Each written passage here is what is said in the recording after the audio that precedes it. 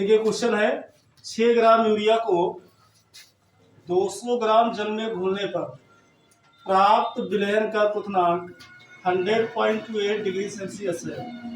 इस विलयन का हिमांक क्या होगा? जल का मोलल उन्नयन स्थिरांक तथा मोलल अवनमन स्थिरांक के मान क्रमशः 0.52 डिग्री सेल्सियस मोलल इनवर्स और 1.86 डिग्री सेल्सियस मोलल इनवर्स। हमसे पूछ रहा है हिमांक क्या होगा, विलयन का हिमांक। तो देखिए विलयन का हिमांक क्या होगा, तो हम चूंकि एक फार्मूला जानते हैं, चूंकि डेल्टा टीबी इक्वल टू होता है 1000 multiply KB multiply small W upon का capital W into small M. इसको मान लीजिए question number first. And delta T F equal to होता क्या है 1000 multiply K F multiply small W upon का capital W into small M. इसको मान लीजिए सेकंड इक्वेशन। देखिए अगर आप चाहो तो विलय का यहाँ से भार निकाल सकते हो, 6 ग्राम विलय है और विलय का भार 200 GM है। यूरिया का भी भार निकाल सकते हो, यूरिया का भार जो है लगभग 60 होता है। तो अगर ये वैल्यू इस इक्वेशन में रखोगे तब भी सॉल्व करिए तो डेल्टा टीबी का वैल्यू कुछ निकल कर आएगा। फिर इसमें रखिए वैल्यू, उसको सॉल्व करिए तो कुछ वैल्यू निकल कर आएगा। ठीक है, हमसे पूछा हिमांक हमें चाहिए दरअसल डेल्टा टीएफ। जब डेल्टा टीएफ आ जाएगा तो हम निकाल सकते हैं विलयन का हिमांक क्या होगा। ठीक है, लेकिन देखिए दोनों का वैल्यू सेम होगा और दोनों का फार्मूला एक ही है। तो भार और देखिए अणुभार ये यूरिया का ही है और ये भी यूरिया का ही भार डब्ल्यू और स्मॉल लेटर का एम जो है अणुभार है यूरिया का। कैपिटल डब्ल्यू विलायक का भार है और यहाँ पर भी विलायक का भार दोनों सेम ही है क्योंकि 200 ग्राम जल है। तो दोनों में अगर आप रखो तो 200 रखो तो ये भी सेम निकलेगा, इसलिए मैंने केवल फार्मूला लिख दिया है बस।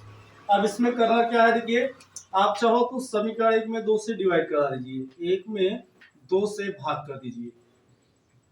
अगर समीकरण 1 में 2 से मैं भाग कर दूं तो देखिए डेल्टा टीबी क्या निकल कर आएगा, delta TB upon delta TF equal to 1000 multiply KB multiply small W total का अपन यहाँ पे capital W into small M.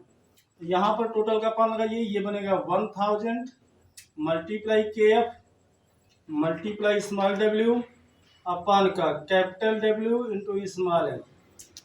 देखिए ये आपका कैंसिल हो जाएगा, 1000 से 1000 कैंसिल, स्मॉल डब्ल्यू से स्मॉल डब्ल्यू, कैपिटल डब्ल्यू से कैपिटल डब्ल्यू, स्मॉल एम से स्मॉल एम कैंसिल होगा। हमारे पास बचा क्या है, हमारे पास बचा है डेल्टा टीबी अपान का डेल्टा टीएफ इक्वल का केबी बचा है, केबी बचा हुआ है और केएफ अपान में बचा हुआ है। ठीक है, केबी और केएफ का वैल्यू यहाँ से दिया हुआ है। डेल्टा टीबी का वैल्यू फाइंड आउट कर दो। डेल्टा टीबी है क्या चीज, क्वथनांक में उन्नयन है।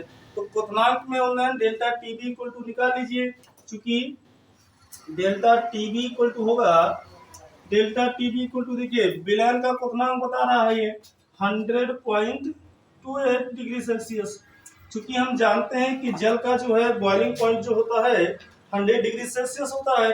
तो देखिए जब जो है 100 डिग्री सेल्सियस को मैं माइनस कर दूंगा तो हमारे पास आ जाएगा डेल्टा टीबी। तो डेल्टा टीबी अगर माइनस करूंगा तो ये आएगा 0.28 डिग्री सेल्सियस। अब ये वैल्यू यहाँ पर आप पुटअप करा दीजिए तो ये देखिए क्या निकल कर आता है, डेल्टा टीबी निकाल चुका हूँ 0.28 अपान का डेल्टा टीएफ। आप ऐसा रखिए कि यही हमें चाहिए, इसी को फाइंड आउट कर लीजिए। इक्वल टू केबी का वैल्यू दिया है 0.52 इक्वल टू 0.52 दे रखा है और अपन में केएफ का वैल्यू दिया है, देखिए अवनमन स्थिरांक दिया है 1.86। इसको ऐसे पलट दीजिए तो पलटेंगे तो बनेगा डेल्टा टीएफ अपन का 0.28 इक्वल टू 1.86 अपन का 0.52। तो डेल्टा टी एफ अगर फाइंड आउट करूंगा तो ये इसके साथ मल्टीप्लाई हो जाएगा, तो होगा 1.86 मल्टीप्लाई 0.28 और अपान में आपका ऑलरेडी है 0.52। देखिए पॉइंट से पॉइंट कैंसिल हो जाएगा, तो पॉइंट से पॉइंट कैंसिल होगा तो delta T F equal to हमारे पास आएगा 1.86 मल्टीप्लाई 28 अपान में 52 आएगा। अब इसको आप कैंसिल कर दीजिए, तो ये कैंसिल हो सकता है हमारे पास 14 बार में 28 कटेगा, 2 गुना 4, 1 5 इधर लाओगे 12, 2 6 12 अभी भी काट दीजिए। 13 बार में 26 कटेगा, 7 बार में ये कट जाएगा। 13 से देखिए ये कटेगा, 13 एकम 13, 13 5 होगा 18, 56, 13 के पहाड़ा में 56 आएगा नहीं आएगा। तो एक काम करिए इसका मल्टीप्लाई करा दीजिए, ये लगभग आएगा delta T F equal to 7 6 42 के 2 हासिल 4, 7 8 56, 56 4 आएगा 60, 60 के 0 हासिल 6, 7 एकम 7 6 13 आ जाएगा। 2 अंक के बाद दशमलव लगा दीजिए, बटे में आएगा 13। अब 13 से आप डिवाइड करोगे तो ये संभवतः अगर काटोगे इसको तो delta T F equal to बनेगा 13 एकम 13, दशमलव लग जाएगा फिर।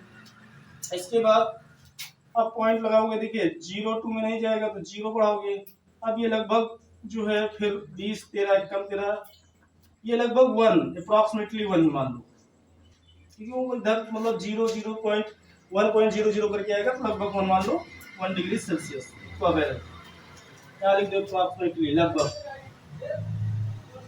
अब देखिए हमें निकालना क्या है, विलयन का हिमांक, तो यहाँ डायरेक्ट लिखूंगा विलयन का हिमांक, विलयन का हिमांक, विलयन का हिमांक इक्वल टू होगा 0 माइनस क्या 1 डिग्री सेल्सियस, ये लगभग -1 डिग्री सेल्सियस ही आएगा अप्रॉक्सीमेटली, यानी लगभग।